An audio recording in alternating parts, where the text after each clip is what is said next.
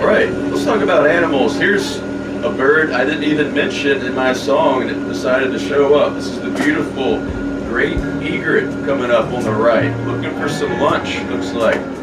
This bird is in the heron family. Second biggest bird we see on this tour. And they usually eat fish, of course, but I've seen them eat brown water snakes. I've seen them eat baby gators, too. They can eat gators up to a foot long sometimes. They snap the neck and swallow the whole thing. It's pretty gross, actually, but it's interesting. They do that. And luckily, the great egret's still with us. They were almost hunted to extinction in the early 1900s. People used to think it was cool to have their feathers in their hats. That went out of fashion. Luckily, they're still with us. There's another interesting white bird on the right. This is called the white ibis. Some people call them hurricane birds. They can sense atmospheric changes using that long bill, so they know before other animals when a hurricane's going to strike. If a bunch of ibises are flying away, I'm going to fly away too. There's a hurricane on the way. And if you saw those other birds hanging out with that white ibis, those are common moorhens. You see plenty of them today. Now I was thinking about a type of turtle. I think some of you have already seen the turtle out there. It's called the Swanee cooter. Pretty rare turtle. You only see, look at that double-crested cormorant. We'll get back to turtles. Double-crested cormorant there. And here's our first shell station. Look out there on the left. We've got a group of turtles. It's our first shell station. Your first GG Ranger joke. The Swanee cooter. You only see these turtles starting north of Tampa and up to Pensacola, so they're fairly rare. Cooter comes from the African word kuda, meaning turtle.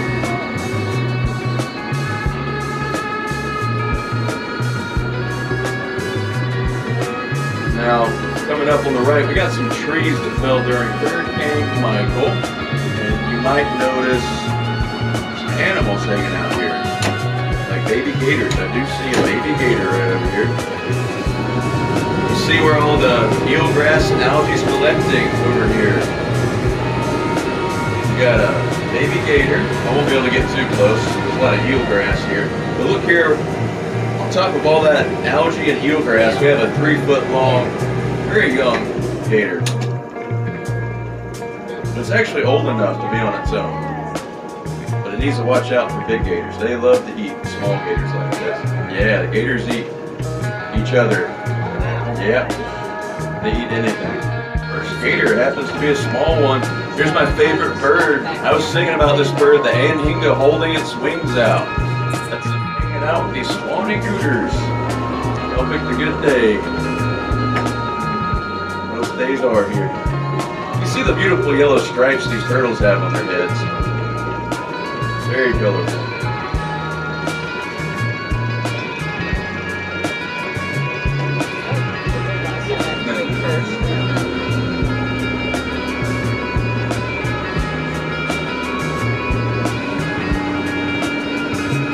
Definitely look in the water every now and then. We're traveling, of course, in a boat channel. We're traveling over karst limestone. This is the bedrock of Florida, limestone, very soft kind of rock.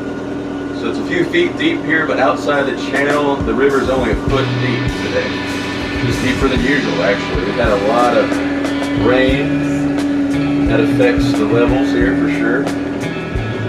You'll notice a lot of trees growing out here in the river. These are bald cypress trees. They create these little islands, and you might notice some birds, turtles, and gators hanging out around these islands too.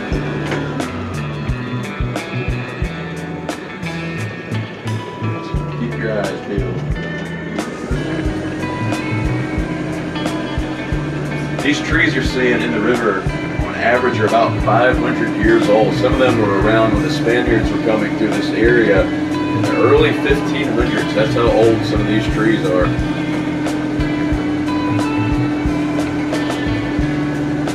Double-crested cormorant, ibis, they're hanging out in a dangerous spot. We have gators that hang out there sometimes.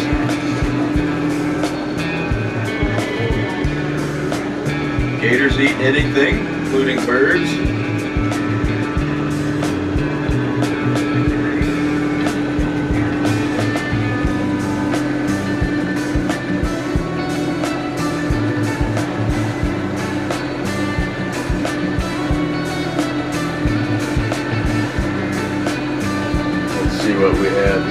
right.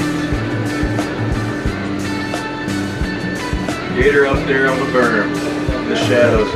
Move a little bit. Three, yep. 3 gators checking us out. Oh, no, 4. Oh my goodness, there's Yeah. another back there. They love the sun. They're cold-blooded reptiles, but sometimes they can get hot just like us, so you'll see them in the shadows like that, too. As you know, it's a hot day. I'm trying to get some AC going here.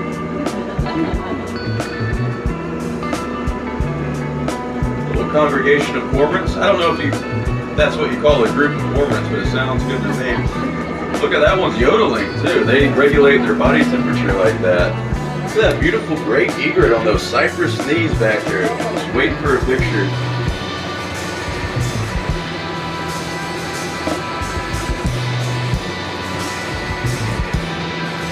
Gator in the water to her left, 20 feet. See those eyeballs watching you? That's all you see sometimes. Little 5-6 foot gator checking on us. Hiding in the eelgrass there.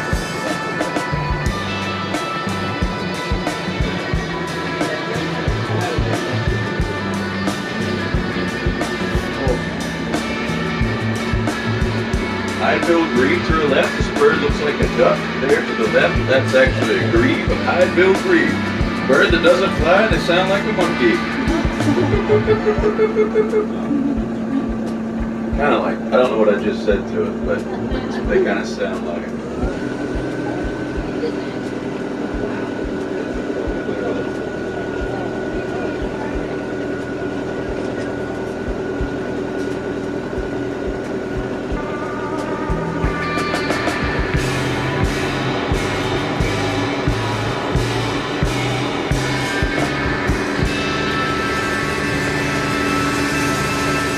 Here's my favorite bird out here. On the right, we have a female anhinga.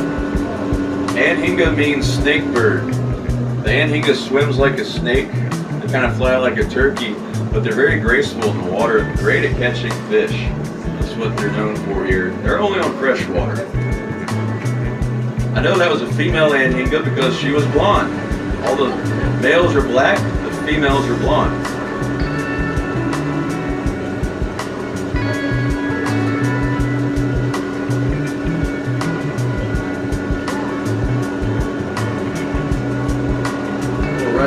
The only man-made structure you're going to see on this tour is coming up on the right. I like to call it Wakulla County's only roller coaster. Florida's shortest railroad. Railroad to nowhere. That's their dry dock. These boats are 61 years old now. They've been on this river so long, all these amazing animals kind of see this boat as another animal. They don't see us. That's why we're able to get so close to them. For $8, not a bad deal. You got a song too.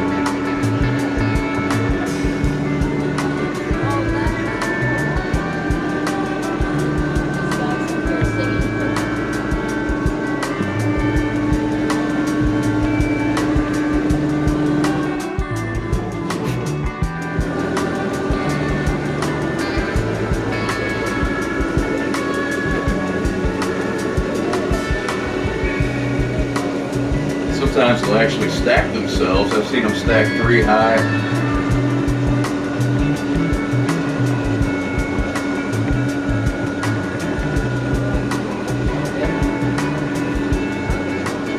Yeah, you'll notice a lot of alligator drags to the right and the left. All this vegetation here in the river started to grow decades ago. Silt built up around logs and branches in the shallow part of the river, and all these plants started growing. Gators just love it. It gives them good coverage so they can hide and ambush whatever gets too close. We have water hemlock out there that deer love to eat. Hemlock's very poisonous for us humans, but deer love to eat it. I've seen a big gator take down a white-tailed deer out there to her left before. Never know what you see out here. Oh, look at this. Yeah, deer will cross over there sometimes. Yeah. Doesn't happen too often, but look at these gators. We got a baby moorhen and a nice alligator drag out there on the left.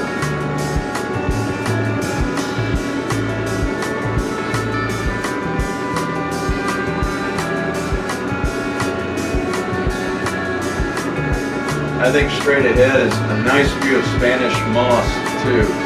All this stuff hanging from these bald cypress trees. Interesting plant, kind of misunderstood. You see it throughout Florida, but the thing is, Spanish moss is not Spanish and it's not moss. It's a type of air plant.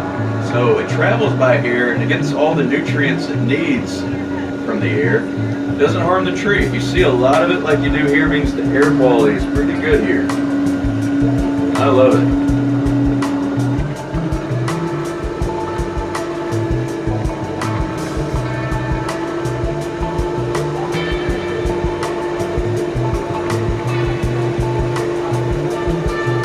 Yep, and you can go to her left. The snake bird. You can see why it's called that. That long, skinny neck. They fly like a turkey.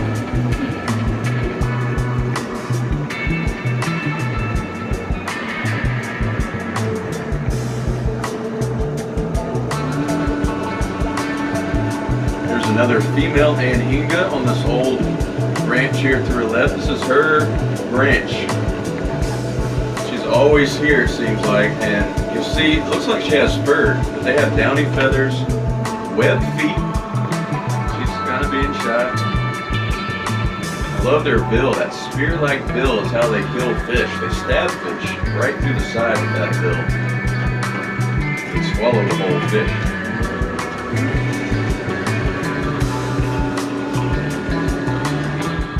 Exactly, but it's in there.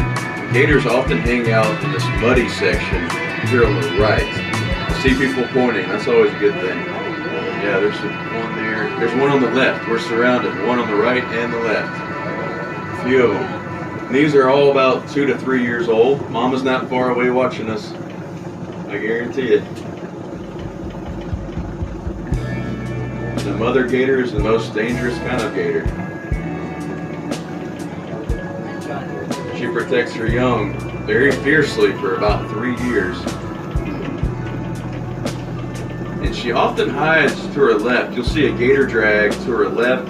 That's her lair. She'll hide back there sometimes. I haven't seen her today, but you can see where she hangs out.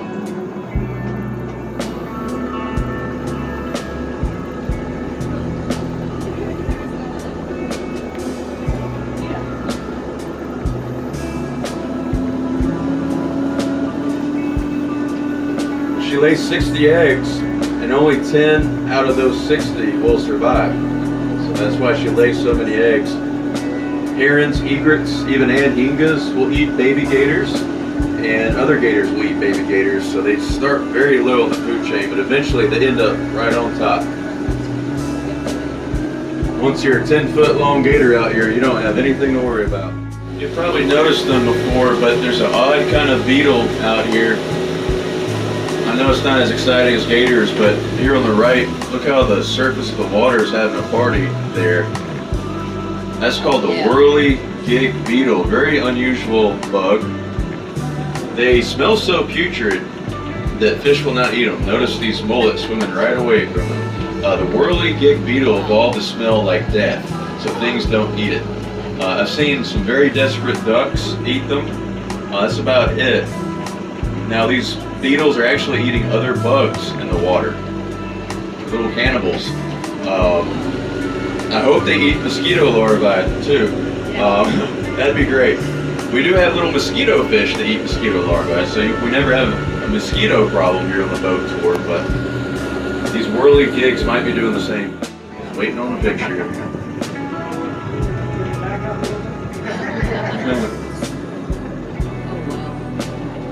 Yeah, it's at least 7 feet, maybe 8 feet. That's a full-grown, most likely male gator. They get bigger.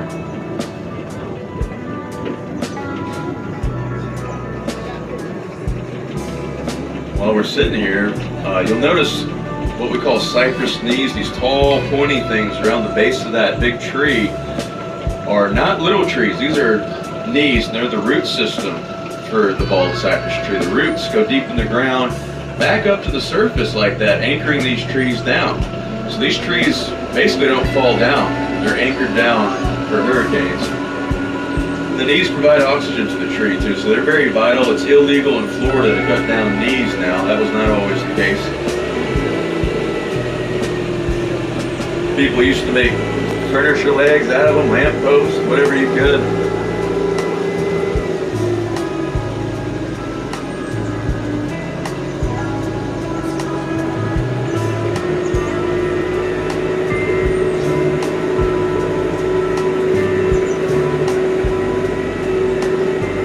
Recently started seeing these cardinal flowers bloom, these beautiful red flowers over here. I love, got a moorhead hanging out there.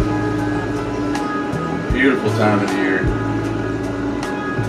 There's usually a gator over here too. Yep, there it is. Butterflies, cardinal flowers, gators. Welcome to Wakulla Springs.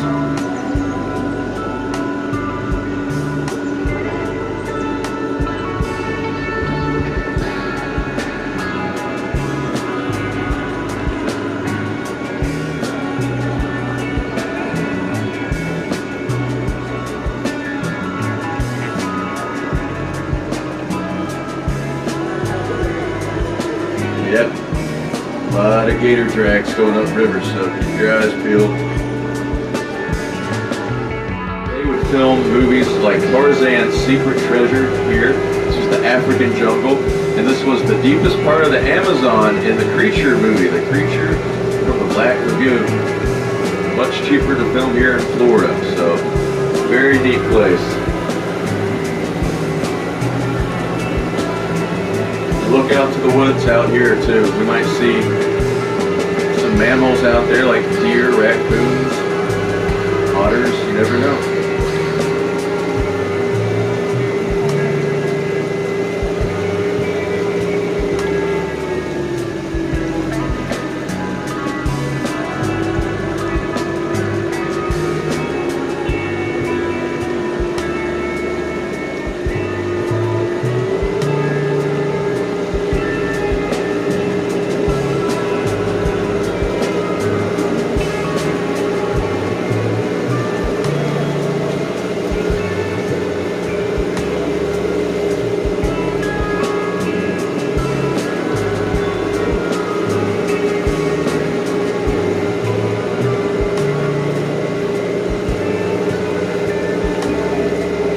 I've got the AC going now. It's a little cooler back here. The first big movie filmed here was 80 years ago, 1941. It was called Tarzan's Secret Treasure, starring Johnny Weissmuller. He was a famous Olympic gold medalist, swimmer, diver.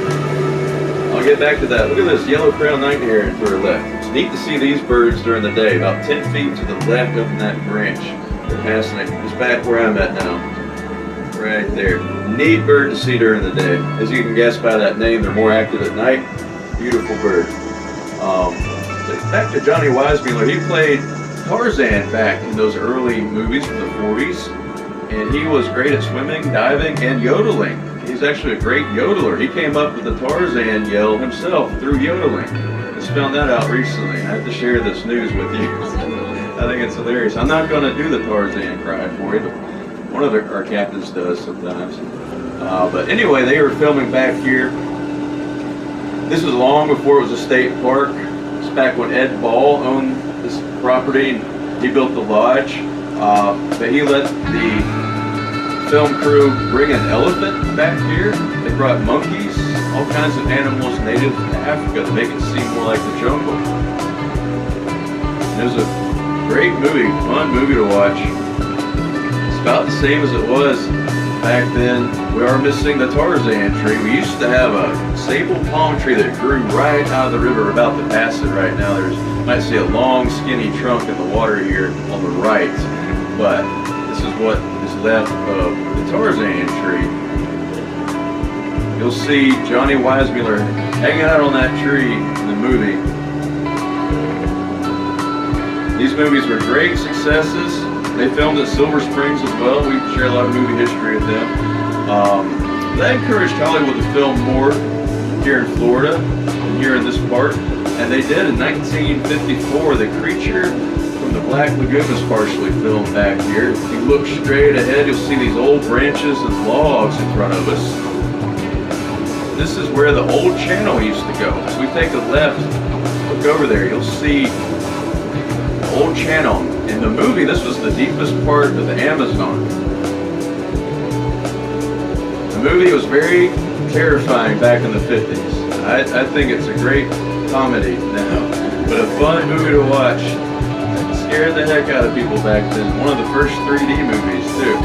A fun movie to watch. Keep this in mind, the guy wearing the creature costume in the underwater scenes had been a lifeguard here named Rico Browning. He got the job because he is a phenomenal and very strong swimmer. Baby gator moving to the left there. 15 feet to the left. Joe Jr. right there. But we'll see baby gators back here sometimes. Rico Browning was good at playing the creature. He had to swim around with a suit that weighed about 90 to 100 pounds. It was not easy to swim with that, but he did a great job. He did well in Hollywood. Rico ended up producing the show Flipper back in the 60s, the show Sea Hunt, and worked on some James Bond movies with Sean Connery, too. A lot of the underwater action scenes. We might see more of those baby gators. Ironically enough, they know that Joe keeps it safe back here for them. They know they're too small for his appetite, so they feel safe. Once they're a little bigger, he might eat them, but right now they're safe. And they could be Joe Jr.